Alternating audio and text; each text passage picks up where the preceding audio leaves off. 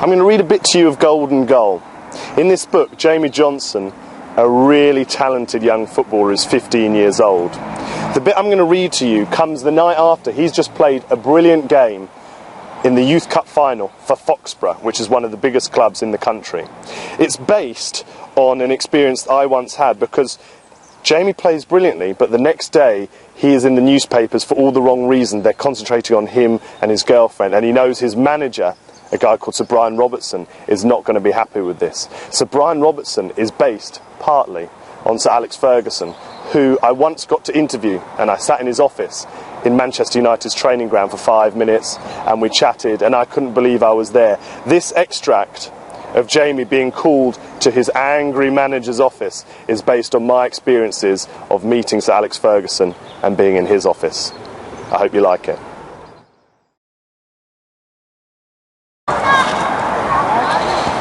Brian Robertson ruled Foxborough with both an iron fist and a soft touch. Everyone at the club, even the senior players, feared him. But at the same time, he can make you feel like the greatest player in the world if he paid you even the slightest compliment. When he'd said hello to Jamie on his first day in the Foxborough Academy, Jamie had thought that he might explode with pride. That's how he can make you feel with just one word, but if you got on his wrong side, he could destroy you. He had a special way of disciplining his players. He would come up so close to you and shout so hard and loud that you could feel his hot breath gust like a hurricane into your face. The players called it the hairdryer treatment. With him and his girlfriend plastered all over the papers this morning, Jamie Johnson knew what was coming. He prepared himself for the hairdryer treatment as he knocked timidly on the door, which had manager emblazoned on the outside. "Come in," was the reply. Robertson's deep, gruff voice was one of the most famous sounds in football. Jamie pushed the heavy door open. Robertson was sitting behind his desk. He was on the phone and he was watching the scrolling headlines of Sky Sports News on the TV at the same time. He motioned to Jamie to sit on the couch. Jamie nervously shuffled his way across the room. His back was to Robertson, who was now shouting angrily down the phone. "What?" he demanded. "They can't suspend him for that. A fool could see it wasn't a deliberate elbow. What do those idiots know about football anyway? Tell them we'll be appealing." And with that, he slammed down the phone so hard, Jamie could feel himself flinch. Jamie looked around Brian Robertson's office. He imagined Robertson signing world-famous footballers for Foxborough in this room, on this couch. "Do you know what I want to talk to you about, son?" asked Brian Robertson as he sat down opposite Jamie. He was wearing training shorts and Jamie could see a blue vein throbbing in his calf. He'd been a striker when he'd used to play. Jamie felt as if he was in the head teacher's office about to get the biggest telling off of his life. "Yes, sir. Boss, Mr. Robertson, I'm really sorry. It won't happen again." Brian Robertson stared at Jamie. As the clock ticked in the corner of the room, Jamie waited for his manager to vent his fury. And then Brian Robertson smiled. "Well, you better make it happen again, son," he growled. "You were a different class last night. I want you to train with us today." Jamie was still trying to take in everything that was happening when Tommy Taylor, Brian Robertson's assistant, appeared at the doorway. "Morning, Gaffer," he said cheerily. "The lads are all here. Shall I take Jamie over?" Brian Robertson nodded and picked up his phone again. Jamie could sense it was time for him to leave. On his way out, he knocked over a pile of match DVDs that were resting on the table, but he managed to pick them up without Robertson noticing. He hoped. Jamie took in a deep gulp of air as Tommy Taylor opened the door to the first team dressing room. Jamie had always wondered what lay behind the door of a Premier League dressing room. And now, as that door opened, a new world revealed itself to Jamie.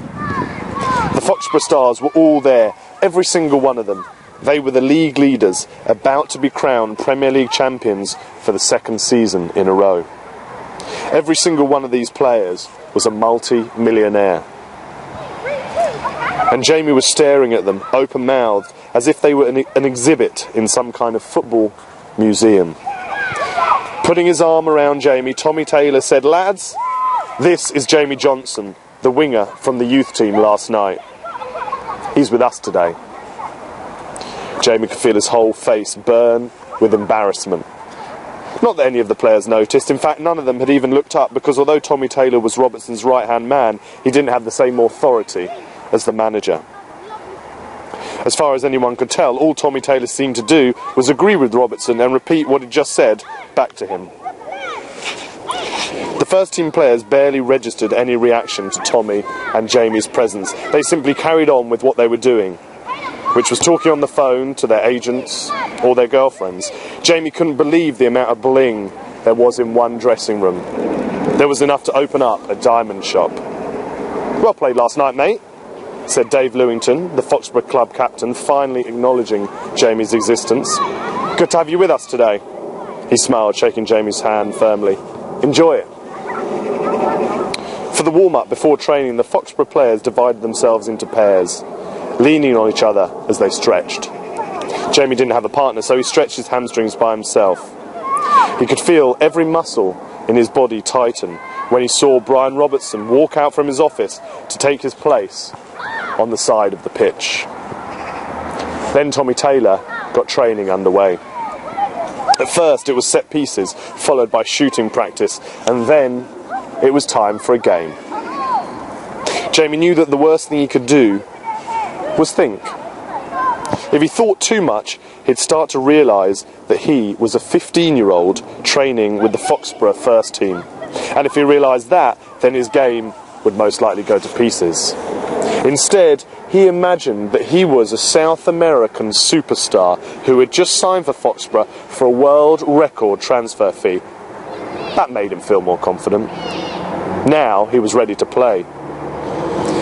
In the game, Jamie was up against the Foxborough right back, Rick Morgan. Morgan was a tall and athletic player who had made over 300 appearances for Foxborough. He'd been one of the best right backs in the country for what seemed like decades, and everyone at Foxborough called him Wolf. Jamie had no idea why his nickname was Wolf. The only thing he did know was that Morgan was 32 now and he'd started to lose a yard of pace. So the first time he was one-on-one with Morgan, Jamie knocked the ball past him and took him on. Jamie screamed past Morgan as if they were two different species. Jamie's pace was frightening. Only his miscontrol on the byline stopped him from getting in across. But he'd already shown what he could do. "Watch yourself," Morgan sniped into Jamie's ear as they jogged back into position. And then Morgan turned his head to the side, covered one of his nostrils with his thumb, and blew out a whole load of snot from his other nostril. The clear, phlegmy liquid landed on Jamie's boot. Jamie could have sworn Morgan had done it on purpose. He stood and stared at Morgan. What was his problem? Jamie had heard that you weren't supposed to take the mickey out of senior players in training, but that wasn't what he was doing. He was just playing his normal game. If that happened to make Morgan look like a fool, well, that was his problem, not Jamie's. Jamie only knew one thing. He would never have a better opportunity than now to impress Brian Robertson. He had to show him every skill that he had in his locker. So the next time Jamie got the ball, he did a double step over. His feet were lightning quick as they flashed over the ball. However, by now, Rick Morgan had had enough. He swiped his foot violently through both Jamie and the ball, leaving Jamie in a crumpled heap on the ground. Jamie's shin was racked with pain. He tried to get up, but he could only put his weight on one leg. This was getting serious now. "Oi, Wolf, he's only a kid," shouted Dave Lewington as he sprinted over to stand between the feuding players. "And the kid needs to learn some respect," snorted Morgan, spitting out of his mouth now. This time, he just missed Jamie's face. "Not my fault you're too slow," Jamie snapped as he got back to his feet. Morgan pushed Dave Lewington out of the way to stand face to face with Jamie. "Who do you think you are, coming onto our pitch and giving me your lip, you little runt?" he raged. "You're with the big boys now. Do you know the pain I can cause you?" On the sidelines, Tommy Taylor put his whistle into his mouth and was just about to blow. He didn't want the kid to get massacred before he even played a game for the club. But just as he was about to blow on the whistle, Brian Robertson raised his hand silently in the air, as if to say, "Just wait a second." Back on the pitch, Jamie's pulse was beginning to race. He'd been in this position before. People had always tried to bully him on the football pitch. It was their only way of stopping him. But Jamie didn't care how famous or rich Rick Morgan was. He was still a bully. And if Jamie had learned one thing, it was that you have to show bullies you're not scared of them. "Yeah?" said Jamie. "Well, it's a shame you ain't quick enough to catch me then, innit?" Jamie jogged away. He could feel his body shaking, pumping adrenaline around his veins in case this turned into a real fight. He just hoped that wouldn't happen. It would be a terrible way to end his first training session with the Foxborough first team. "You'll get yours," Jamie heard Rick say in a cold, threatening tone behind him. "Trust me, you'll get yours." Out on the touchline, Tommy Taylor took the whistle out of his mouth and nodded to Brian Robertson. "The kid's got guts, hasn't he, Gaffer?" "Oh, he can stand up for himself, all right," was Robertson's response.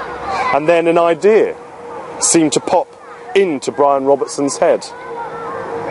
"Tommy," he said, "how old did you say Jamie Johnson was again?"